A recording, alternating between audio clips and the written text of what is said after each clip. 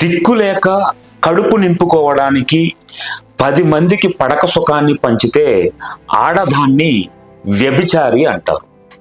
మరి ఆ వ్యభిచారి వద్దకు వెళ్ళిన మగాన్ని ఏమని పిలవాలి? మొగుణ్ణి వదిలేస్తే బరితెగించింది అంటారు ఆడదాన్ని. మరి భార్యను వదిలేసిన మగాన్ని ఏమని పిలవాలి? పిల్లలు పుట్టకపోతే ఆడదాన్ని గొడ్రాళ్ళు అని పిలుస్తారు.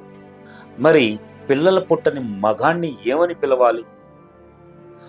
అలాగే భర్త చనిపోతే వధువు అని పిలిచిన ఆ నోటితోనే వితంతువు అని పిలుస్తారు. మరి భార్య చనిపోయిన మగాన్ని ఏమని పిలవాలి? ఇలా ఎన్నిసార్లు ఆడవారికి వివిధ రకాలుగా నామకరణం చేస్తున్నారు ఈ సమాజంలో. ఈ ఆటుపోటుల జీవితాల మధ్య ఆడదాన్ని బాధ పెట్టడం ఎన్నో రకాలుగా చేస్తున్నారు. ఈ బాధలన్నీ ఎప్పుడు తగ్గుతాయో మన ఆడజాతికి.